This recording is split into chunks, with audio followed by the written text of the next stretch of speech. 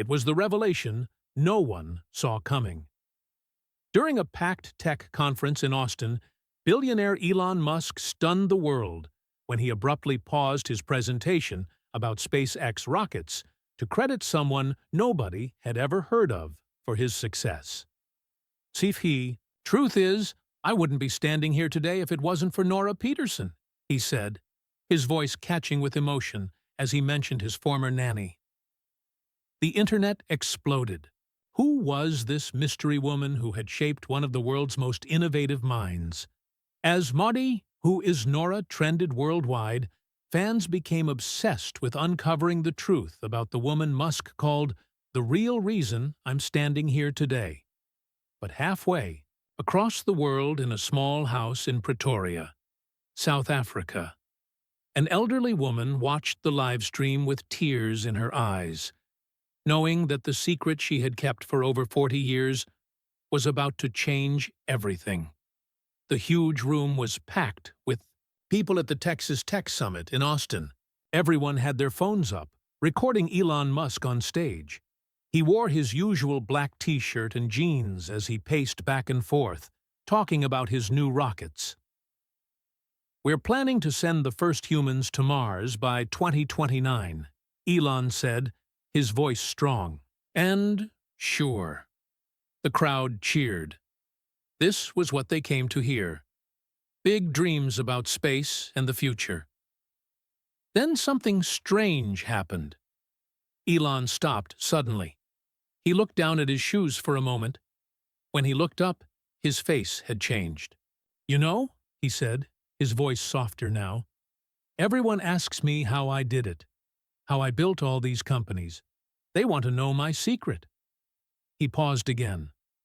"The truth is, I wouldn't be standing here today if it wasn't for Norah Peterson." The room went silent. Who was Norah Peterson? No one had ever heard this name before. "She saw something in me when I was just a lonely kid in South Africa," Elon continued. His voice cracked a little. "She's the real reason I'm standing here today." In the front row, a reporter from Tech Today quickly typed the name into her phone. Nothing important came up. No famous business person, no scientist, no investor. Who was this mystery woman who supposedly helped shape one of the world's richest men? "Mr. Musk!" shouted a reporter from the third row.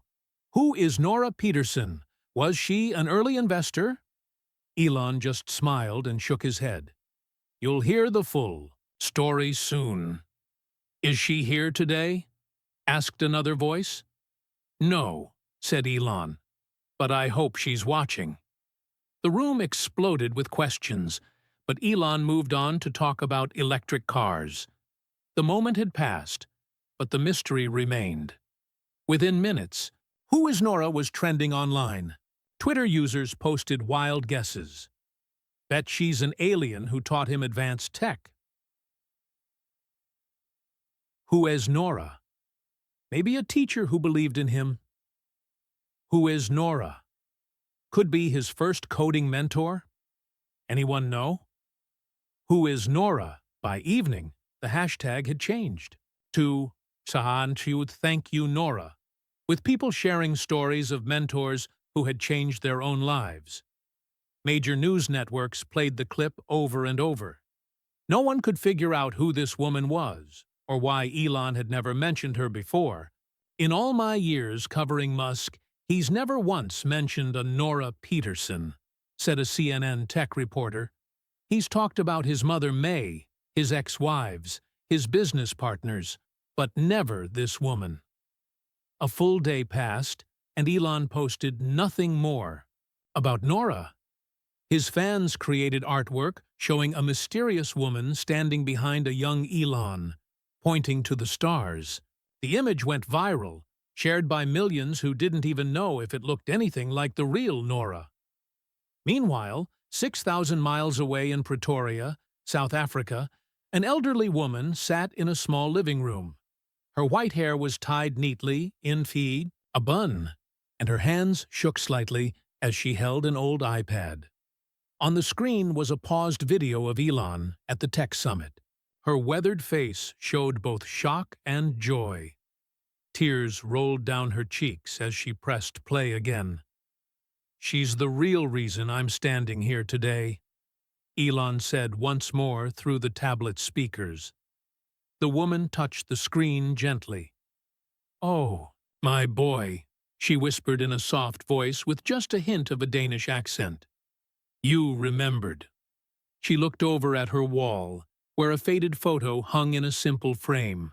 It showed a skinny, serious-looking boy with a woman's arm around his shoulders.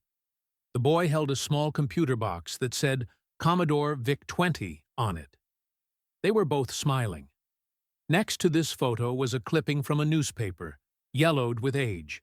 The headline read, "Local boy sells computer game at age 12. The woman had circled the name Elon Musk with red pen. She slowly got up and walked to a desk in the corner. From the drawer, she pulled out a small blue book, worn at the edges. Inside were neat rows of handwriting, letters she had received over many years. She hadn't heard from the sender in a very long time. She wondered if that might change now. Her phone began to ring. It was the 5th call in the last hour. News. Traveled fast, even to South Africa. Soon, everyone would want to know about the woman Elon Musk had thanked in front of the world. Norah Peterson took a deep breath and picked up the phone. "Hello?" she said, her voice calm despite her racing heart. "Is this Norah Peterson?" asked an excited voice. "The woman Elon Musk just mentioned?" "I'm sorry. I can't talk now," Norah replied gently, then hung up. She turned off her phone and sat back in her chair, memories washing over her like waves. Pretoria, South Africa, 1980. A much younger Norah stood at the front door of a nice house in an upscale neighborhood. She smoothed down her simple blue dress and knocked. A beautiful blonde woman opened the door. This was May Musk, a model and dietitian, who looked tired but still elegant. "You must be Norah," May said with relief. "Please come in. The children are in the living room." Norah followed May inside, where 3 kids sat watching TV. Kimball, 7, and little Tosca, 6, both looked up with curious eyes. But it was the oldest, 9-year-old Elon who caught Norah's attention. He wasn't watching TV. Instead, he sat in the corner with a book about rockets, his skinny legs folded under him, completely lost in the pages. "Children, this is Miss Peterson," May announced. "She'll be taking care of you when I'm working." "Hello," said Kimball brightly. "Hi," whispered Tosca with a shy smile. Elon didn't look up from his book. "Elon," May said more firmly, "please say hello to Miss Peterson." The boy finally glanced up, his eyes suspicious. "Why do we need a nanny? I can take care of myself." "Elon!" May looked embarrassed. "I'm sorry, he's been difficult since the divorce." Norah smiled and walked over to Elon. Instead of scolding him, she looked at his book.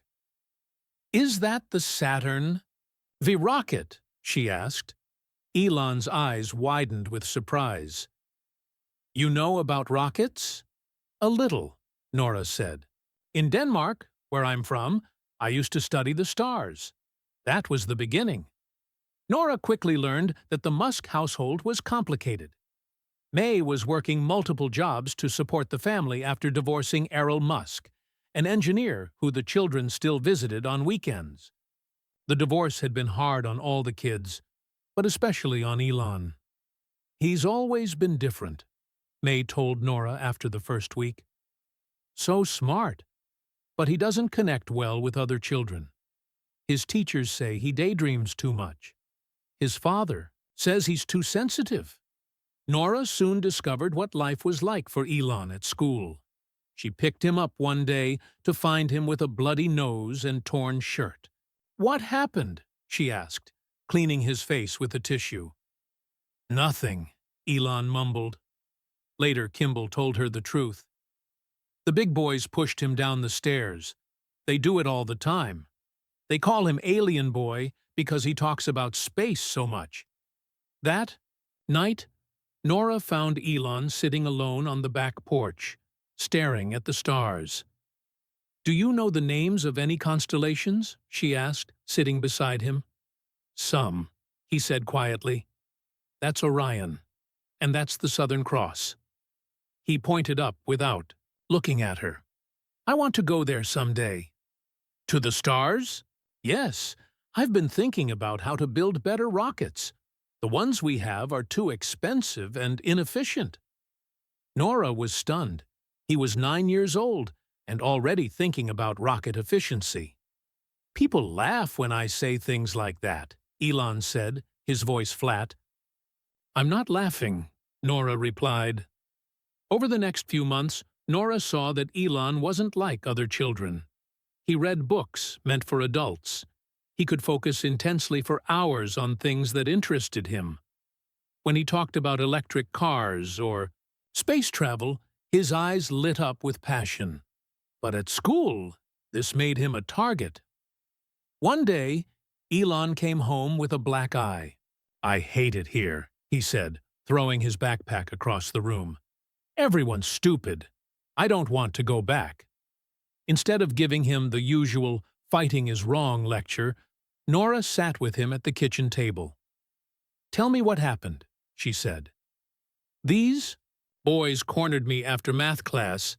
They said I think I'm better than everyone because I answered all the teacher's questions. And what did you do?" "I tried to fight back, but there were 3 of them." Norah nodded. "I was bullied too, when I was your age." Elon looked up, surprised. "You were?" "Yes, because I was tall and liked science instead of dolls." She took his hand. "People are often scared of what's different. And you, Elon, are very different." "Is that bad?" "No. It's amazing. But it won't always be easy." That night, Norah taught Elon what she called her Northern Lights breathing technique to be calm when things got hard. "In Denmark, we have these beautiful lights in the sky. When I was scared or upset, I would think of them and breathe slowly. Like this." She showed him how to breathe deeply and picture something beautiful in his mind. "This won't stop the bullies," she said, "but it might help you stay strong inside." As weeks turned into months, Norah became more than just a nanny. She helped with homework, but also brought books the school didn't have, about computers, space, and science. When Elon built a model rocket that exploded in the backyard, Norah didn't scold him. Instead, she helped him figure out what went wrong. "Failure is just a lesson," she told him as they cleaned up the mess. "Now you know one way that doesn't work." Years later, this would become one of Elon's famous sayings at SpaceX. But back then, he was just a skinny boy, learning that it was okay to be different, and that his dreams, no matter how strange they seemed to others, mattered. Now, sitting in her small home over 40 years later, Norah smiled at these memories. Her phone had stopped ringing, but she knew it would start again soon. The world wanted to know who she was, but only she knew the full story of how a Danish woman with a secret past had come to shape the life of a boy who would one day reach for the stars. Norah got up slowly and made herself a cup of tea. As the water boiled, she remembered the day. Everything changed for young Elon. It was a hot summer day in 1981, almost a year after she had started working for the Musk family. Elon had come home from school, his face dark with anger and sadness. "I'm never going back," he announced, throwing his books on the kitchen table. "Never." Norah could see this wasn't his usual complaint about school. Something serious had happened. "What occurred today, Elon?" she asked calmly. "We had to give presentations about what we want to be when we grow up," he said, his voice shaking. "I said, I want to build rockets that can take people to Mars. And? Norah prompted gently. Everyone laughed, even the teacher. His eyes filled with tears. Mrs. Delaney said I should pick something more realistic like a doctor or lawyer. Then at recess, the other kids called me crazy. Norah felt a surge of anger. How could a teacher crush a child's dreams like that? Get your notebook, she said firmly. We're going on a field trip. 30 minutes later, they were sitting in the Pretoria Public Library. Norah led Elon to the science section and pulled out books about space exploration, rocket science, and Mars. Your teacher is wrong, Norah said, placing the books in front of him. Do you know who Wernher von Braun was? Elon shook his head. He was a boy who dreamed of rockets when everyone told him it was impossible. Later, he built the Saturn V that took humans to the moon. She tapped the books. The world needs dreamers who do, Elon, not people who say what can't be done. For the next 3 hours, they read together. Elon's face transformed from hurt to excitement. By the time they left, he had checked out 5 heavy books that Norah carried for him. On the walk home, Elon asked, Do you really think I could build rockets someday? I don't think it. I know it, Norah replied. But you'll need to learn many things first. Like what? Physics, engineering, computer science, business? I'll learn them all, Elon said with determination. From that day on, Norah brought Elon books that other 9-year-olds wouldn't understand, college textbooks on physics, advanced math, and computer programming. She would sit with him for hours on weekends, explaining difficult concepts. When May asked why she was working extra hours without pay, Norah just smiled and said, I'm investing in the future. But books weren't the only lessons Norah taught. Elon. After particularly bad days with bullies, she would take him stargazing on clear nights. Look up there, she said one evening, as they lay on a blanket in the backyard. Those stars are millions of light years away. The problems at school seem big now, but compared to the universe, they're tiny. When Elon struggled with making friends, Norah didn't give him the usual advice about trying to fit in. Instead, she said, You're not meant to blend in, Elon. You're meant to stand out. Someday, you'll find people who understand you. She was also the first to show him how to channel his intense energy. Elon often got so excited about ideas that he couldn't sleep or would forget to eat. Norah taught him to focus this intensity. Your mind works differently, she explained. When you're solving a problem, try writing down all your ideas first, then organize them. Your brain jumps too quickly between thoughts. You need to slow it down sometimes. This technique would later help Elon manage multiple companies at once. One spring afternoon, Norah found Elon tinkering with the family's broken toaster. Parts were scattered across the kitchen floor. Mom's going to be mad, Kimball warned from the doorway.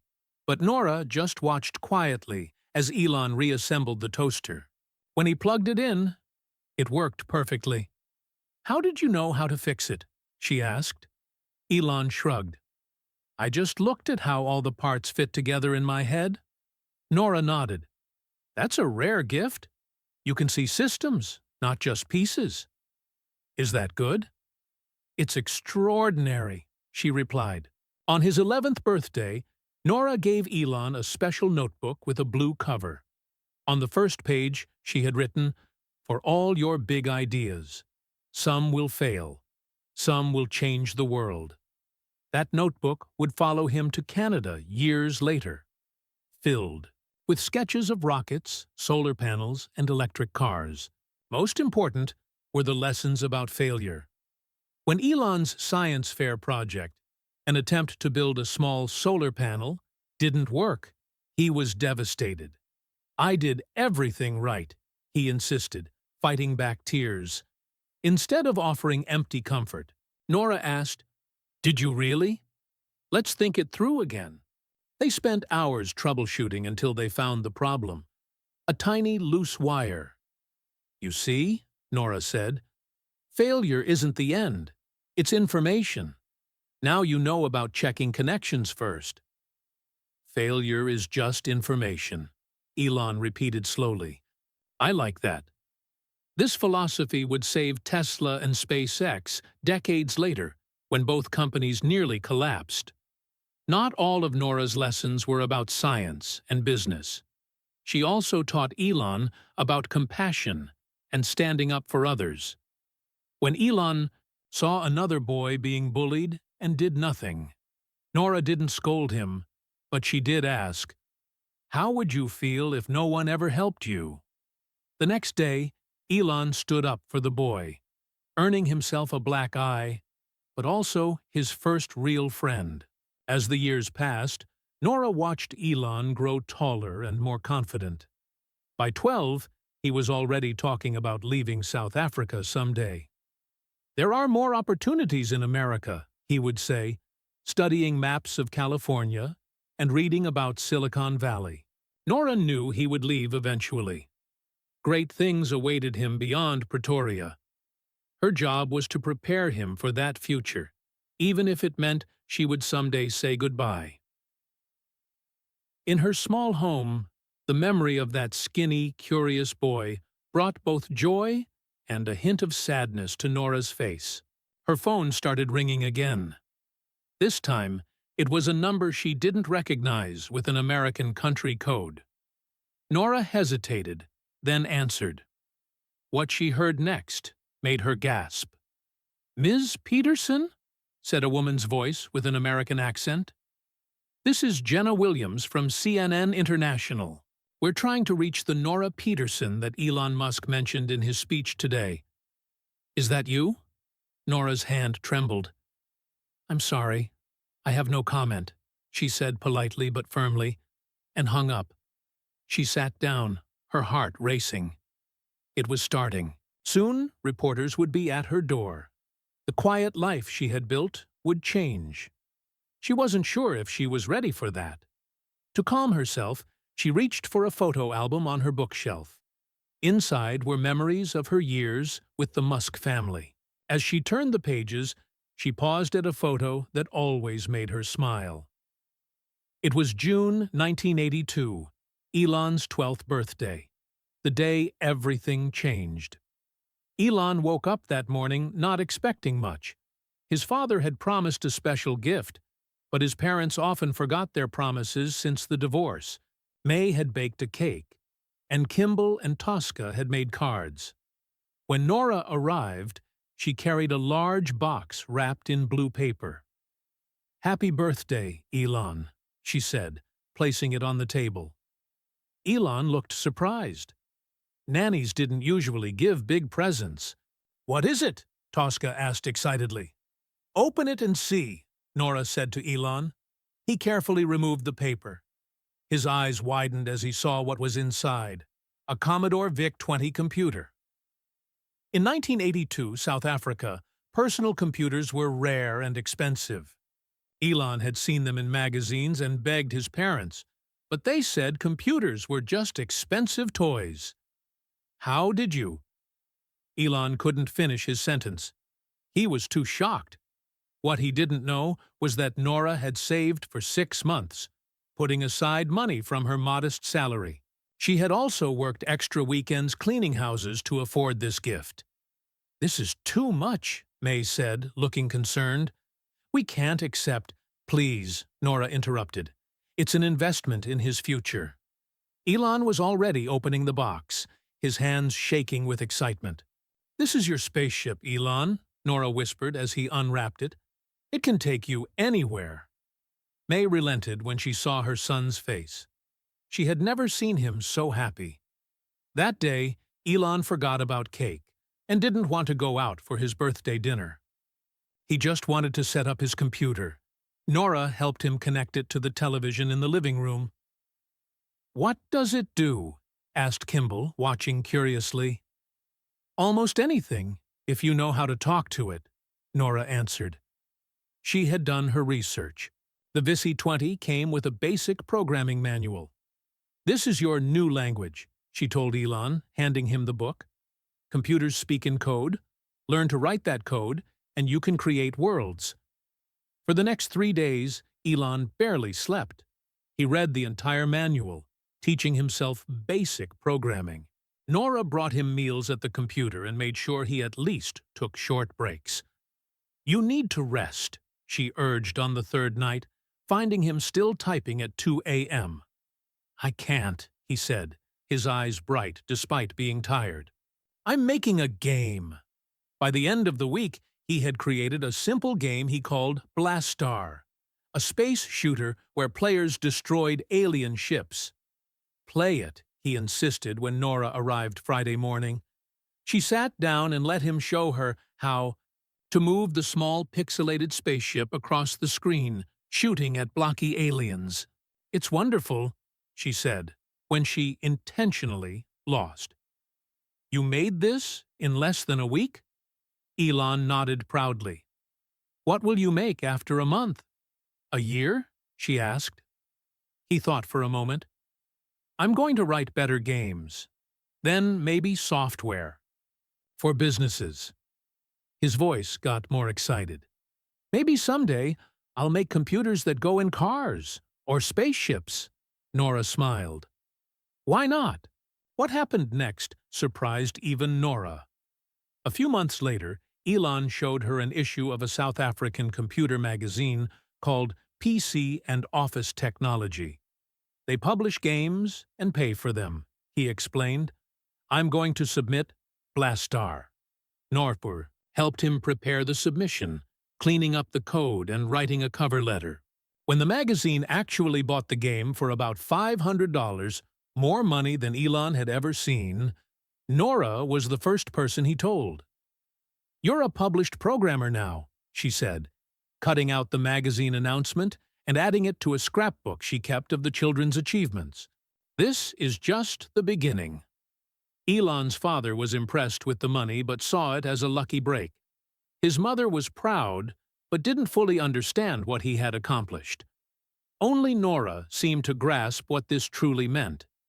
You've sold your first product, she told him privately. You've proved you can make something valuable with your mind. The computer changed everything. Before, Elon had been a dreamer. Now, he was a creator. The Commodore became his constant companion. While other kids played outside, he wrote more programs and games. He taught himself different programming languages. He started reading books about famous entrepreneurs and inventors. As Elon turned 13, then 14, Norah watched him grow from a boy into a teenager with increasingly ambitious dreams.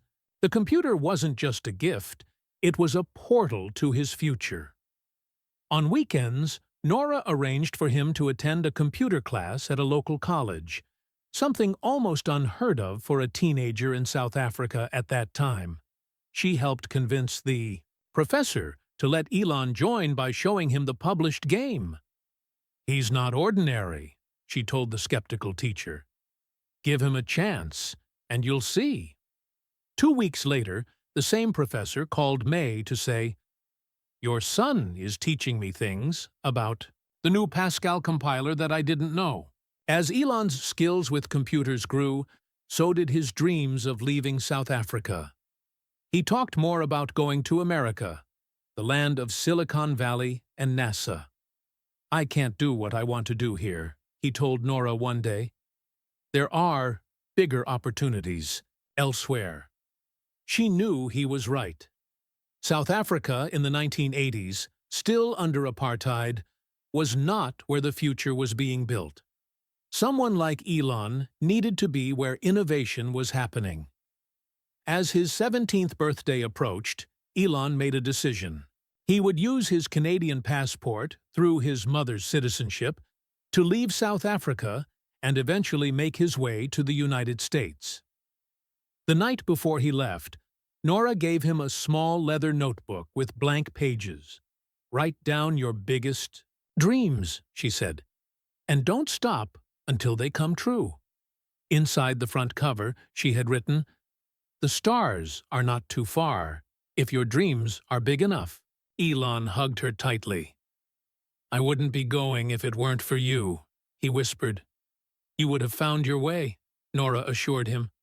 "I just gave you a head start." As Elon boarded the plane the next day, carrying only a few clothes and his computer, he had no idea when or if he would see Norah again. But her gifts, the computer, the confidence, the lessons about persistence, would guide him through the challenges ahead. In her small home decades later, Norah closed the photo album and wiped a tear from her eye. The phone calls had finally stopped. Outside, the sun was setting over Pretoria. She wondered if Elon could see the same sunset from wherever he was in America. Suddenly, her doorbell rang. When she opened the door, she found a delivery man holding a large bouquet of white roses. "Norah Peterson?" he asked. "Yes," she said cautiously. He handed her the flowers and an envelope. "Special delivery from the United States." With trembling fingers, she opened the envelope and read the note inside. "I haven't forgotten. Have you seen the news today?" Short and mysterious, just like Elon himself. Norah held the card to her chest for a moment, then placed the roses in a vase. She hadn't received anything from him in years. What had changed? As she filled the vase with water, her mind drifted back to those early years after Elon left South Africa, what she had come to think of as his wilderness years, the difficult but crucial time when the boy she knew was becoming the man the world would later recognize. It began with his letters from Canada. The first arrived 3 weeks after he left in 1989. "Dear Norah," he wrote in his neat handwriting, "Canada is cold but exciting. I'm staying with my mother's cousins in Ontario and applying to universities. I miss your Northern Lights breathing technique when things get hard. Some nights I look up at the stars and wonder if you're looking at the same ones in Pretoria." Elon's early months in Canada weren't easy. His next letter described working odd jobs, cleaning boilers at a lumber mill, cleaning out the tunnel in a boiler room with a shovel, cutting logs with a chainsaw. "Yesterday I earned 8 shillings for a day of shoveling," he wrote. "I'm saving every penny for university." Norah wrote back immediately, sending encouragement and a small amount of money she had saved. His response came quickly. "Thank you for the money, but I'm returning it. This is something I need to do on my own. Your belief in me is worth more than dollars." When Elon was accepted to Queen's University in Ontario, Norah sent him a card with stars on it. "The first step," she wrote simply. His letters became less frequent as he immersed himself in his studies, but they still arrived every few months. He wrote about transferring to the University of Pennsylvania, studying physics and business. "I'm taking a double major," he explained. "Physics teaches me how the universe works. Business teaches me how to apply that knowledge in the real world. Just like you said, I would need both." In one letter, Elon described living on a tight budget. "I spend less than $1 a day on food," he wrote. "Hot dogs and oranges mostly. I study oranges prevent scurvy. Did you know that sailors used to die of scurvy until they discovered vitamin C? I won't make that mistake." Even in hardship, his sense of humor remained. Norah carefully saved every letter in a box under her bed. She would read them on difficult days to remind herself that the boy she had invested so much in was making his way in the world. In 1995, a postcard arrived from Silicon Valley with a short message. "Starting my first company with my brother. It's called Zip2. Wish us luck." Norah immediately went to the library to use their new internet service to search for information about his company. She found a small article about two South African brothers creating a city guide for newspapers. She cut it out and added it to her scrapbook. The next message, almost a year later, was more troubling. Working 7 days a week, sleeping in the office. Investors keep saying no. Sometimes I wonder if this was all a mistake. Norah wrote back immediately, "Remember what we said about failure. It's just information. Persistence is the key. Your northern lights are waiting for you." She didn't know if her words helped, but 6 months later, she received another postcard. "We got funding. The company is growing. I'm still sleeping on a beanbag at the office, but now it's by choice, not necessity." In 1999, a telegram arrived that changed everything. Zip2 sold for $307 million, starting new company called XCOM. Online banking. The future is coming. Norah had to sit down when she read it. The skinny boy who loved rockets had just become a millionaire at age 27. She felt a surge of pride so strong it brought tears to her eyes.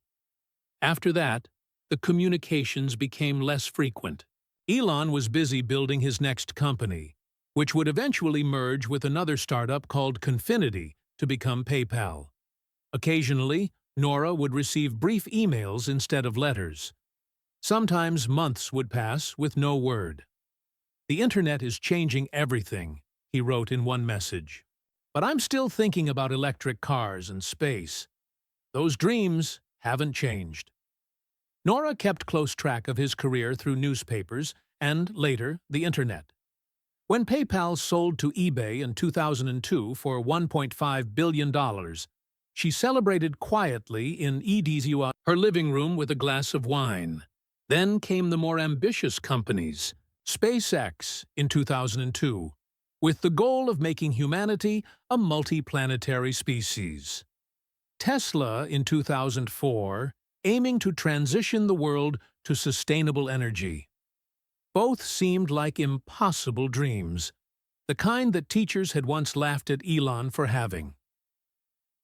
During these years, their communication became even more sporadic. Elon was now a public figure, featured in magazines and news reports. Norah watched from afar as he faced enormous challenges. The first 3 SpaceX rocket launches failed. Tesla nearly went bankrupt during the 2008 financial crisis. One rare email arrived late at night in 2008. "Everything is falling apart. Both companies might fail. I'm putting in my last dollars to keep them going. On the darkest days, I remember your voice telling me to breathe and look at the stars." Norah wrote back immediately, "The darkest night shows the brightest stars. This is just information, not failure. You will find a way." She didn't know if her words reached him in time, but somehow, against all odds, both companies survived. SpaceX secured a NASA contract. Tesla launched the Roadster. The wilderness years were ending. After that, the personal messages stopped entirely. Elon was now a global figure, too busy for letters to his old nanny. Norah understood. She continued to follow his career from afar, collecting news stories about his companies. She watched online videos of Falcon rockets landing back on Earth, something considered impossible before Elon made it routine. She read about Tesla becoming the most valuable car company in the world. She saw him become, for a time, the richest person on the planet. Sometimes, when she saw him in interviews, she could still glimpse the awkward, brilliant boy she had known. He still spoke quickly when excited about an idea. He still made jokes that not everyone understood. But now, the world was listening. As the years passed, Norah retired from childcare. She bought a small house in Pretoria with her savings. She volunteered at the local science center, helping children build their own model rockets. She never spoke about her connection to Elon Musk. That was a private chapter in her life. Until today. Until the speech that changed everything. Norah looked again at the roses and the note. I haven't forgotten. Have you seen the news today? She turned on her small television and switched to a news channel. What she saw next made her sit down abruptly on her couch. There on the screen was Elon's face, but the headline below shocked her. Elon Musk announces $100 million search for former nanny. The reporter's voice filled her small living room. In an unprecedented move, billionaire Elon Musk has launched a global search for a woman named Norah Peterson, who he credits as a key influence in his life. Musk has pledged $100 million to find her and create a foundation in her name focused on early childhood education in science and technology. Norah's hands trembled as she reached for the remote to turn up the volume. I owe her everything, Elon said in the clip from his earlier speech. Perchance, if anyone has information about Norah Peterson, who worked as a nanny for my family in Pretoria, South Africa in the 1980s, please contact Tesla headquarters. There's a team dedicated to finding her. The news switched to footage of social media, exploding with the hashtag #ArjFindNorah. People worldwide were sharing the story, trying to help locate her.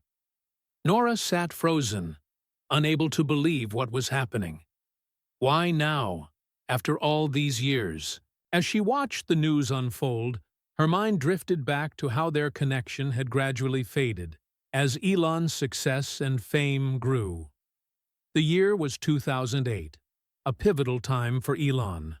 Both SpaceX and Tesla were on the brink of failure.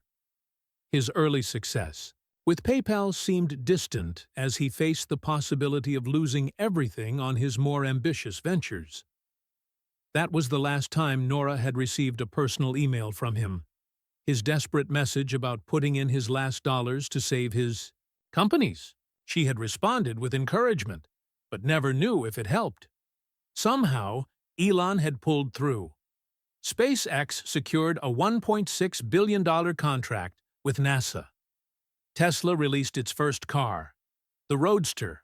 Against all odds, both companies survived. Then fame came quickly. Elon became a household name, appearing on magazine covers and television shows. He dated actresses and singers. He had more children. His tweets could move markets. He became the richest person in the world for a time.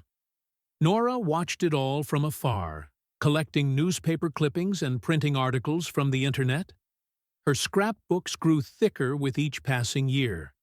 But as Elon's public profile rose, their personal connection diminished. Her emails went unanswered. She understood. He was running multiple companies, dealing with investors and the media, raising a growing family. Why would he have time for his old nanny? The last email she sent was in 2012, congratulating him on the successful Dragon spacecraft docking with the International Space Station. She received an automated reply. Thank you for your message. Due to high volume, Mr. Musk is unable to respond personally to all emails. After that, Norah stopped trying to make contact. She would always care deeply for the boy she had mentored, but she accepted that their paths had permanently diverged. She took pride in watching his achievements from a distance, never expecting recognition or thanks. In 2018, she saw a news story about Elon hiring a nanny for his children. The article mentioned how particular he was about the educational background of the caregivers for his kids. Norah smiled, wondering if he remembered how she had challenged him with advanced books and projects. One day in 2020, Norah was surprised to see a quote from Elon that sounded familiar. During an interview about SpaceX, he said, "Failure is just information. It tells you what doesn't work, so you can find what does." These were almost the exact words she had told him decades earlier while picking up pieces of a failed model rocket in the Musk family backyard. That same year, as she watched the historic launch of astronauts to the space station on a SpaceX rocket, Norah cried with pride. The skinny boy who had built model rockets was now sending real people to space. She wondered if he still had the notebook she had given him when he left for Canada, with her message about the stars not being too far away. In 2021, when Elon became the world's richest person, a reporter asked him about his early influences. He mentioned his father's engineering background and some books he had read, but said nothing about Norah. She wasn't surprised or hurt. It had been over 30 years since she had been part of his life. What she didn't know was that Elon had tried to find her. After his third child was born in 2006, he had hired a nanny who reminded him of Norah. Watching this woman with his son, memories of his own childhood came flooding back.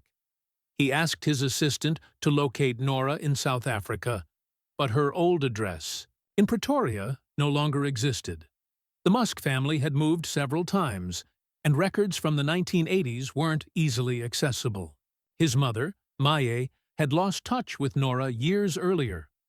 Old neighbors had moved away or passed on. The search hit dead end after dead end. Eventually, with the pressures of his companies and family, Elon had to put the search aside. But he never forgot. During the darkest days at Tesla and SpaceX, he would sometimes practice the Northern Lights breathing technique Norah had taught him. When facing seemingly impossible engineering problems, he would remember her lessons about breaking big challenges into smaller pieces. When critics said his goals were unrealistic, he heard her voice saying, "The world needs dreamers who do." In his office at SpaceX headquarters in Hawthorne, California, Elon had painted a quote on the wall. "The stars are not too far if your dreams are big enough." When employees asked about its origin, he simply said it was something he had learned as a child. What troubled him most as his wealth and fame grew was the thought that Norah might have died never knowing what became of the boy she had believed in. The guilt of losing touch with her weighed on him, especially during milestone moments when he wished she could see what her early guidance had helped create. Now, as Norah watched the television in disbelief, she realized Elon had not forgotten her after all. The opposite was true. He was telling the world about her influence and searching for her with the same determination he applied to his most ambitious projects. Her phone began ringing again. This time, it was her neighbor, Mrs. Kumalo, calling, in excitement. "Norah! Norah! Are you watching the news? That's you they're talking about. The whole world is looking for you." "Yes," Norah said quietly. "I see it." "What will you do? Will you contact him?" Norah paused, considering the question. Her quiet life would change forever if she stepped forward. Did she want that at her age? Before she could answer, she heard a car door slam outside her house. Looking through the curtains, she saw a sleek black vehicle parked in front. A man in a suit approached her door. The doorbell rang. Taking a deep breath, Norah went to answer it. "Ms. Peterson?" the man asked politely. "I represent Mr. Elon Musk. He's been trying to reach you." "Yes," she said simply. "I know. He would like to speak with you. He's on a secure line right now." The man offered her a phone.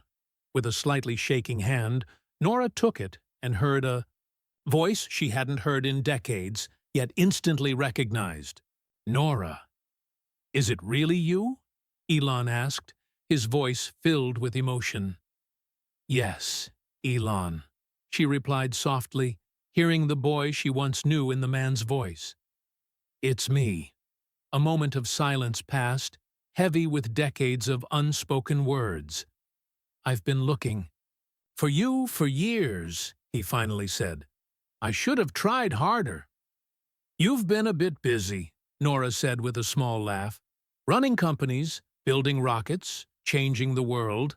She could hear Elon smile through the phone. I need to see you. Can I send my plane? Before she could answer, he continued quickly. I'm in Berlin for a factory opening, but I can be in Pretoria by tomorrow. Say yes, Norah, please. How could she refuse? Yes, she said simply. My team will arrange everything, Elon said excitedly. And Norah, thank you for answering the phone. After hanging up, Norah sat in stunned silence.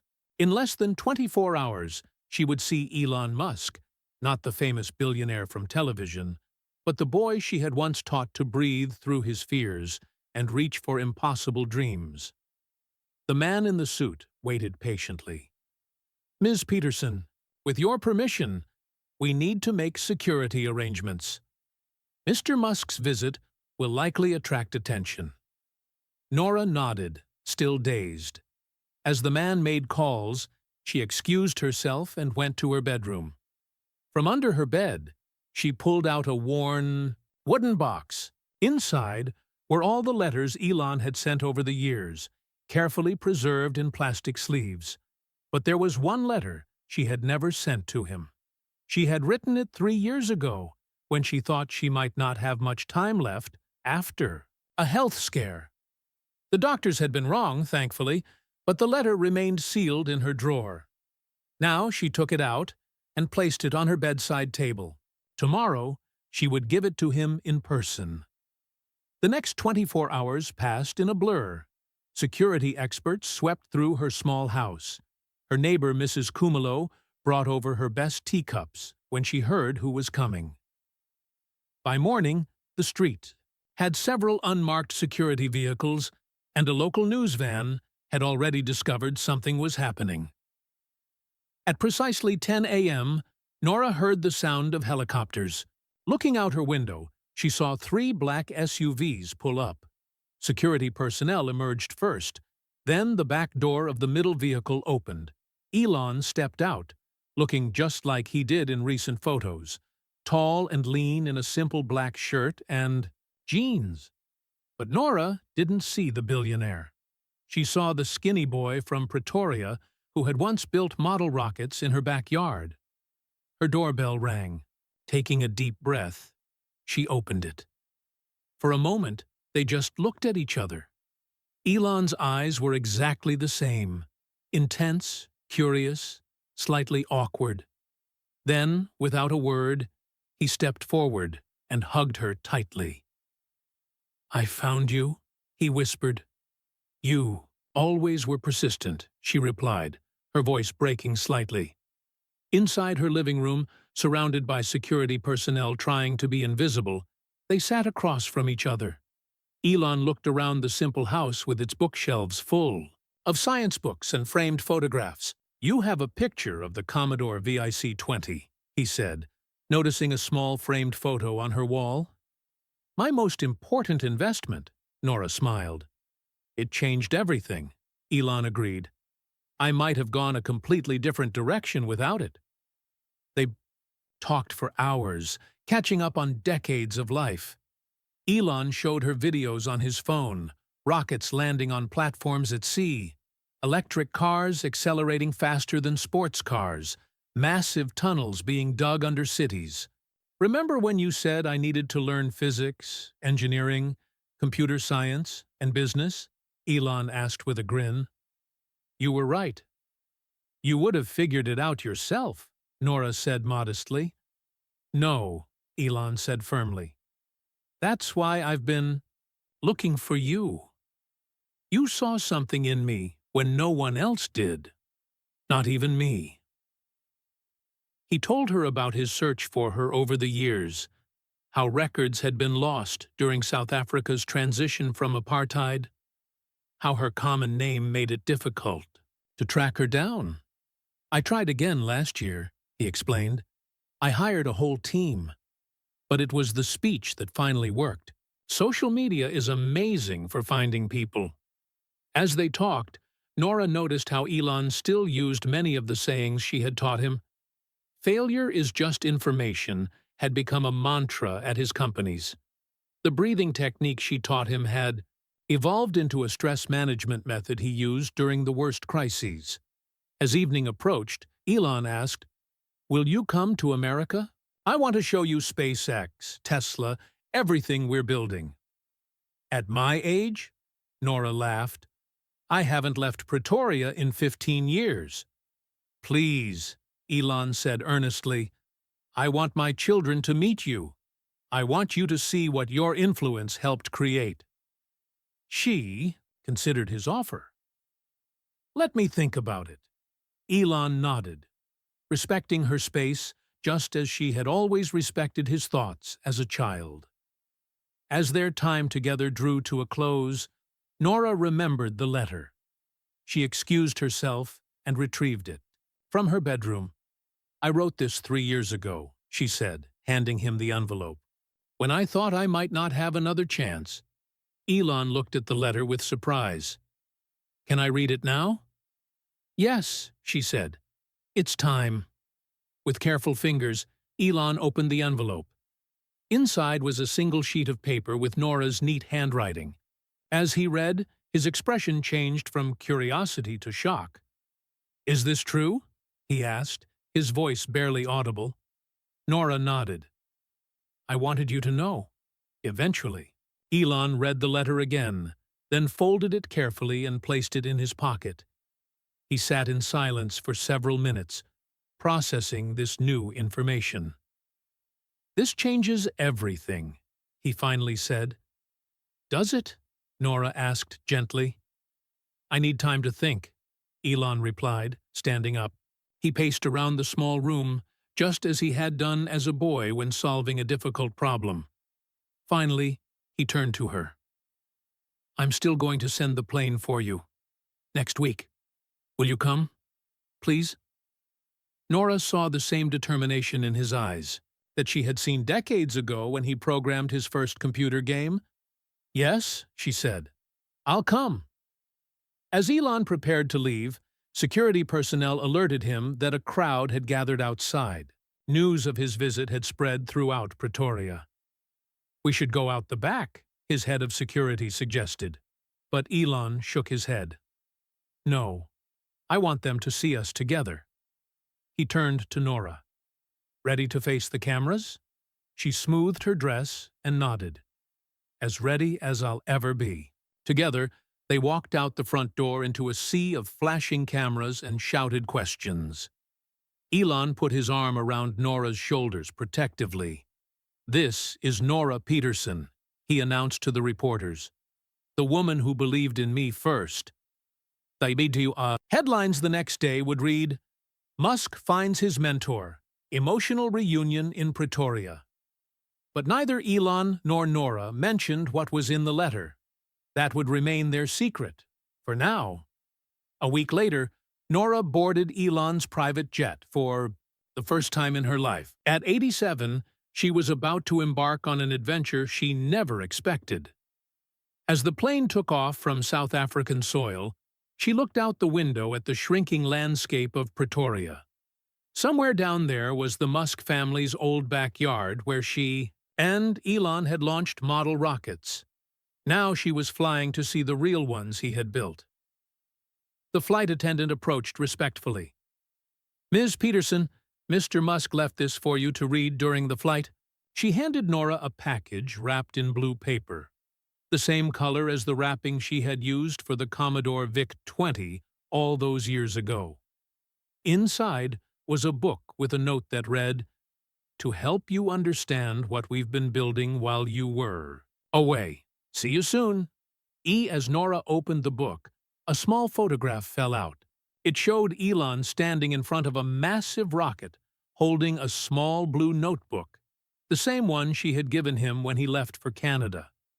She traced her finger over the image, marveling at how life could come full circle in the most unexpected ways. 14 hours later, the plane touched down in California. Norah had dozed through most of the flight, waking occasionally to gaze out at the clouds and ocean below. Despite her age, she felt a youthful excitement about what awaited her. As the plane taxied to a stop, Norah saw a small group of people waiting on the tarmac. Elon stood in front, hands in his pockets, looking uncharacteristically nervous. Beside him were several children of various ages. His children, she realized with a start. The flight attendant helped Norah down the steps. When her feet touched American soil for the first time in her life, Elon stepped forward. "Welcome to California," he said with a broad smile. One by one, he introduced his children. "Kids, this is Ms. Peterson. When I was your age, she taught me how to build rockets and program computers." The oldest boy looked at her with curious eyes. "Dad says you gave him his first computer." "A Commodore VIC-20, Norah confirmed. "It wasn't very powerful by today's standards, but it was magical back then." "Did you really teach Dad how to breathe like the Northern Lights?" asked his daughter. Norah laughed. "I see he's been telling stories about me." "Every night, this week," Elon admitted. "They wanted to know everything." They drove from the airport in a Tesla, of course. Norah marveled at how the car seemed to drive itself on the highway. "This would have seemed like science fiction when you were a boy," she told Elon. "It still does sometimes," he replied. Elon had arranged for her to stay in a guest house on his property.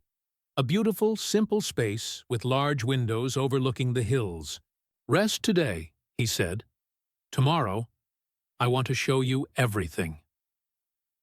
That night, Norah sat on her porch watching the California sunset, so different from the ones in Pretoria. She thought about the letter Elon had read, wondering how it would change things between them. Would he see her differently now? Would he resent the secret she had kept? The next morning, a Tesla was waiting to take her to SpaceX headquarters in Hawthorne. As they pulled up to the massive facility, Norah's breath caught in her throat. The building was enormous, with a giant SpaceX logo on the side. Inside, Elon was waiting in the lobby. "Ready to see some real rockets?" he asked, with boyish enthusiasm. The tour was overwhelming.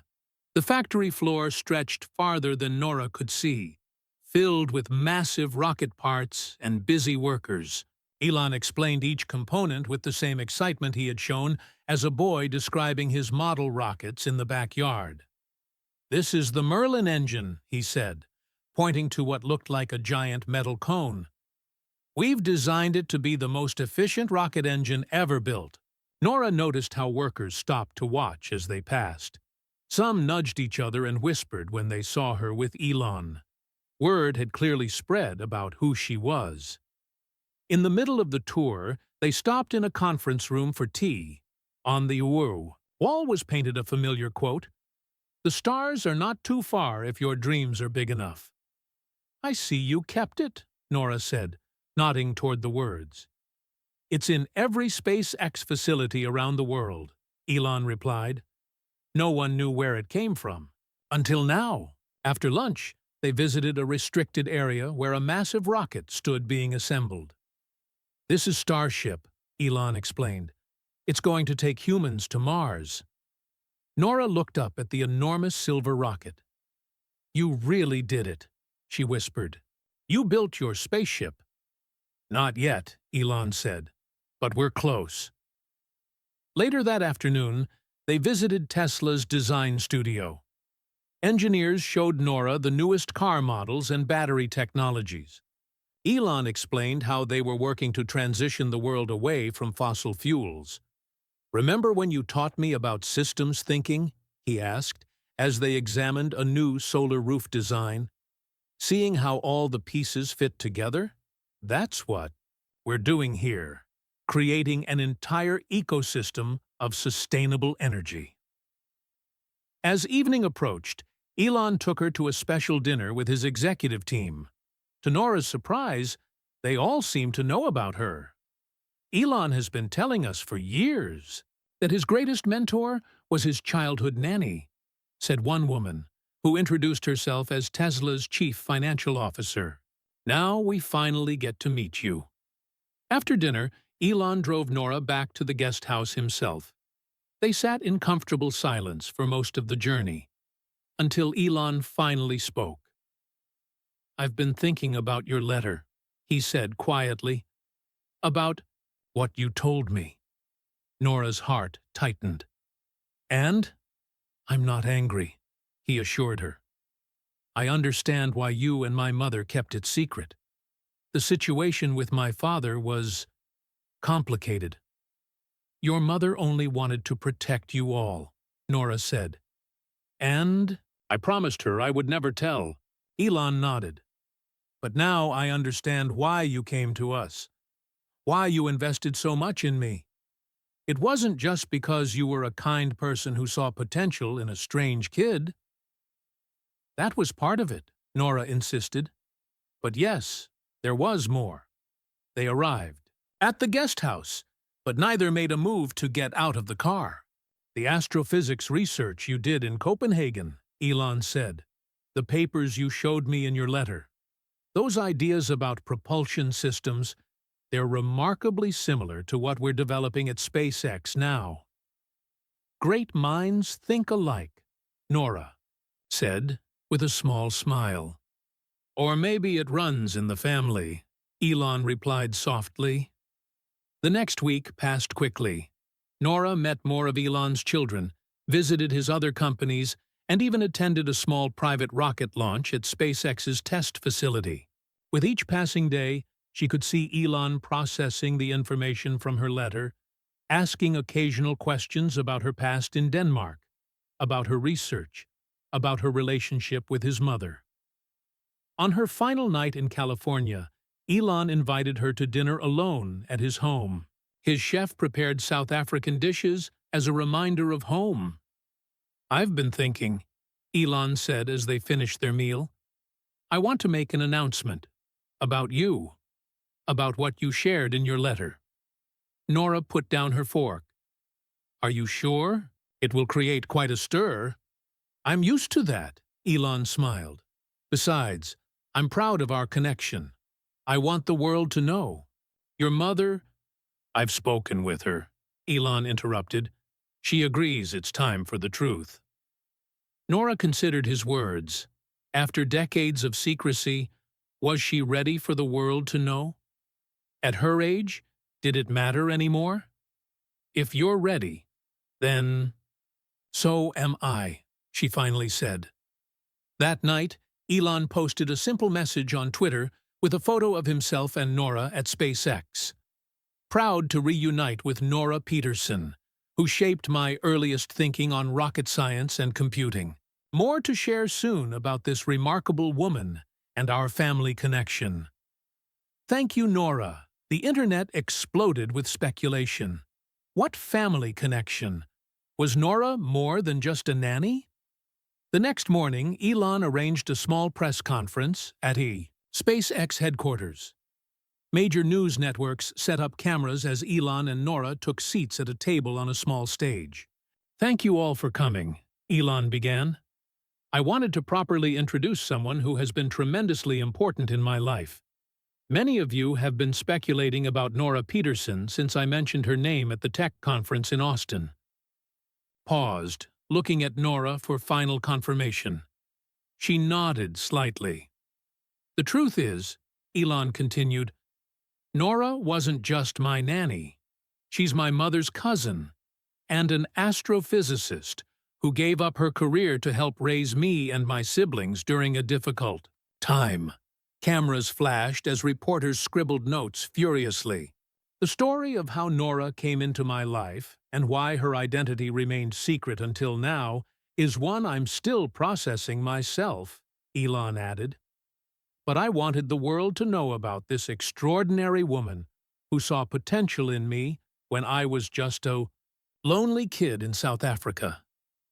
After the press conference, as they walked back to Elon's office, he put his arm around Norah's shoulders. "Thank you," he said simply. For what? For finding me. For believing in me. For everything.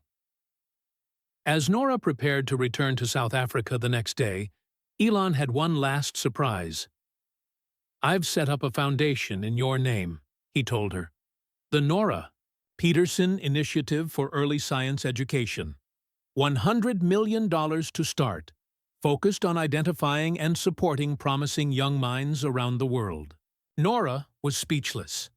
"And," Elon continued, "I've arranged for the best medical care for you in Pretoria.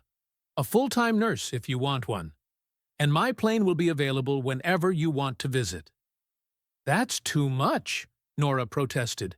"It's not nearly enough," Elon insisted. "You changed the course of my life. Now I want to help you enjoy the rest of yours." As her plane took off the next day, Norah looked out at California disappearing below her.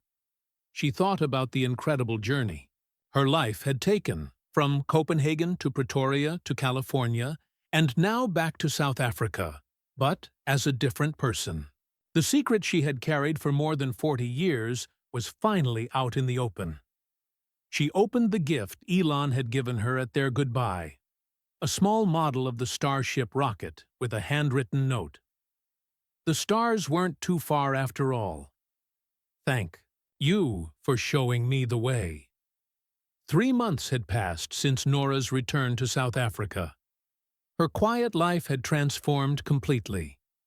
The story of Elon Musk's nanny, who was actually his mother's cousin, and a former astrophysicist, had captivated the world.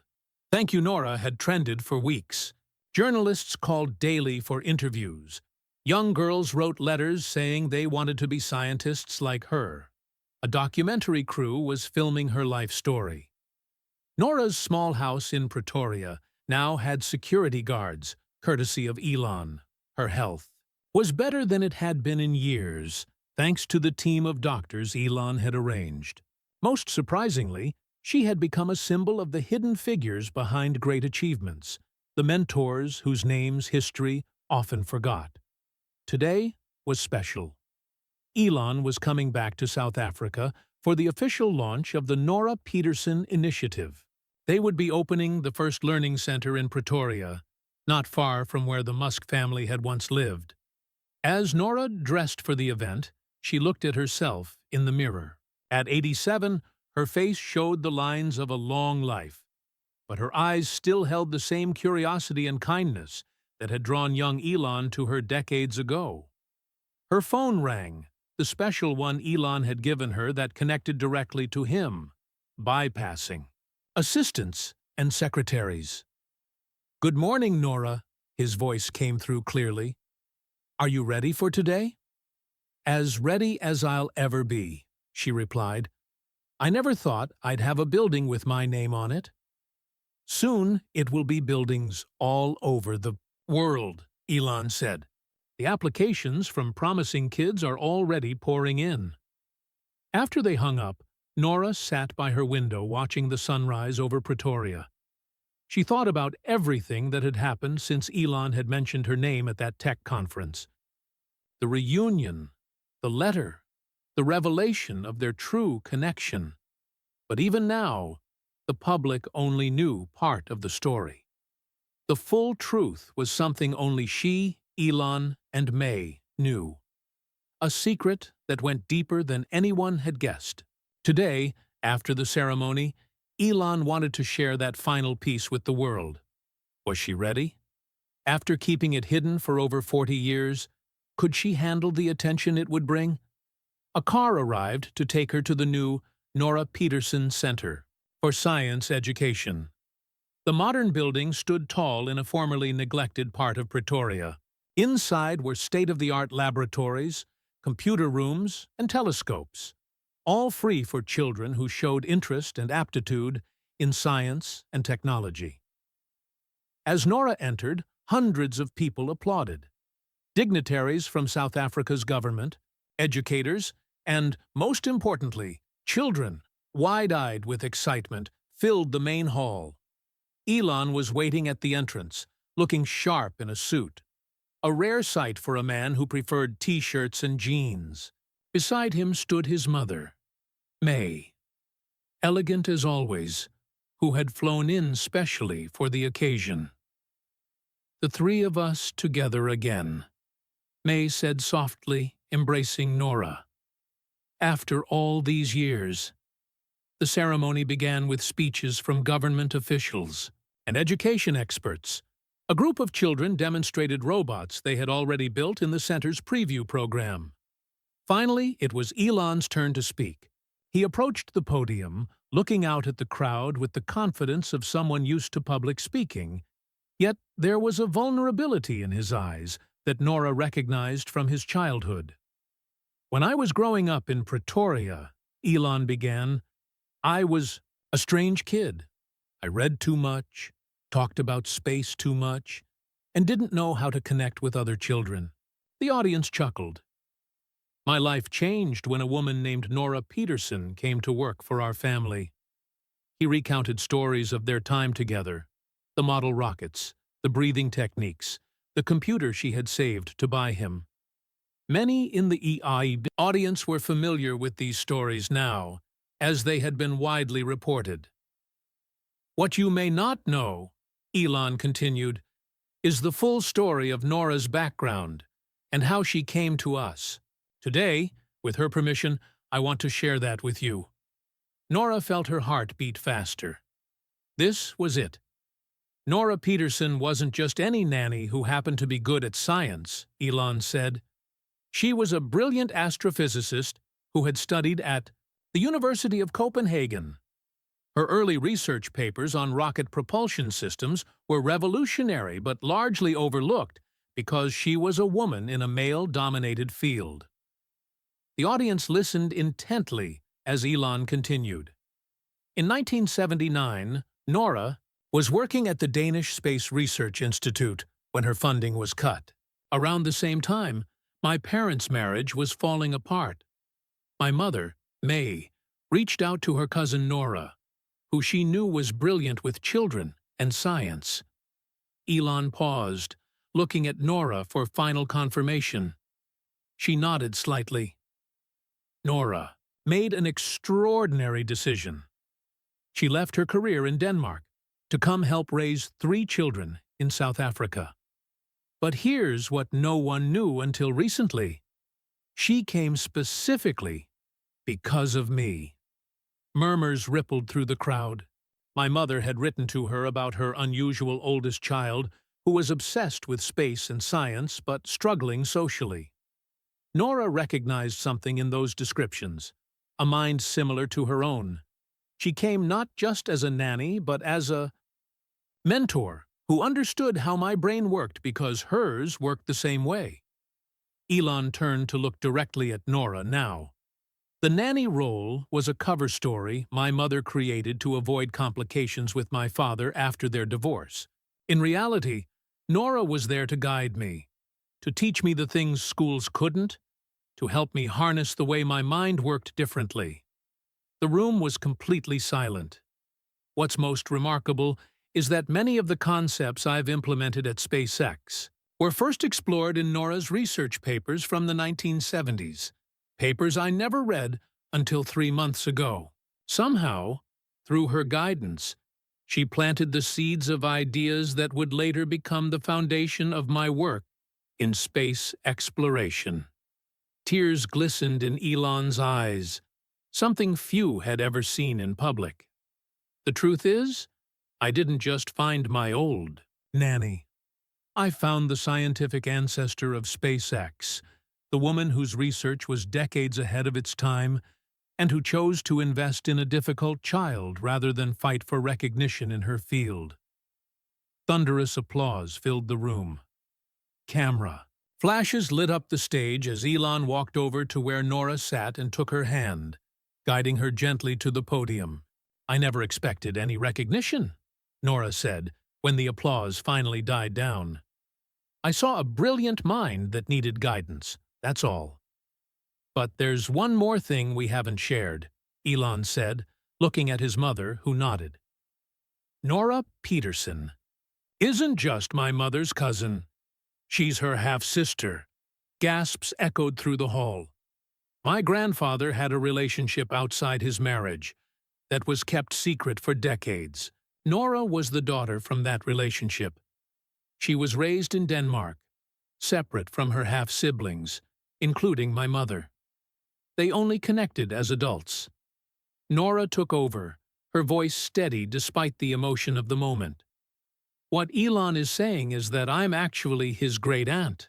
When I came to help the family, we kept this connection secret because of the complicated family dynamics at the time. It was easier for everyone if I was just the nanny from Denmark. The audience was stunned. Journalists scribbled furiously.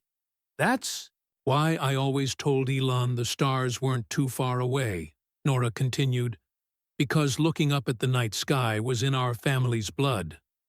My father, Elon's great-grandfather, was an amateur astronomer who taught me to love the stars. I passed that love to Elon.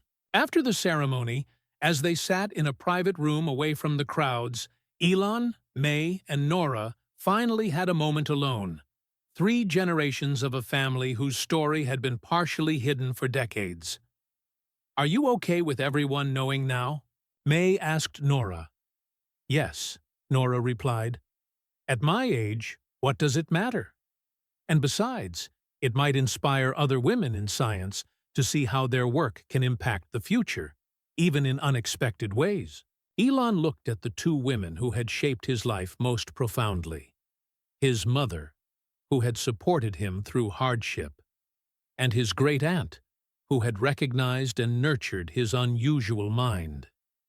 The funniest part, he said with a smile, is that everyone thinks it's such a surprise that I'm interested in space, but now we know it's literally in my DNA. That evening, after the interviews and photo sessions were finally over, Norah returned to her home. On her porch was a package that hadn't been there earlier. Inside was an old notebook, the blue one she had given Elon when he left for Canada. A note was attached. I checked off all the dreams in this one. Time for a new one. This time, we'll dream together. Norah opened the notebook, seeing Elon's boyish handwriting listing his youthful ambitions. Build electric cars, make reusable rockets, go to Mars. Each item was checked off or in progress. She smiled, thinking of the long, unlikely journey that had brought her here. From a young girl in Denmark looking at stars with her father, to a struggling scientist fighting for recognition, to a nanny in South Africa, and finally to a woman whose name would inspire generations of young scientists. The secret was out at last. The stars had never been too far away after all.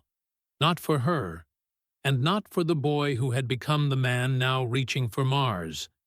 Because as she had written in that notebook so many years ago, the stars are not too far if your dreams are big enough. And as it turned out, those dreams ran in the family. Where are you listening from today? I'd love to know in the comments below.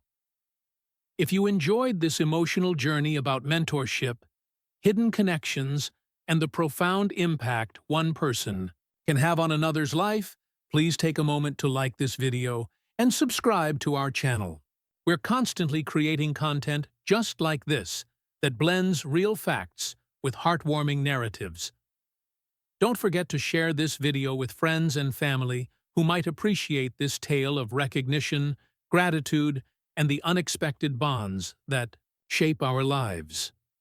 Every share helps spread kindness and awareness about the unsung heroes behind great achievements. Thank you for listening, and I'll see you in the next story.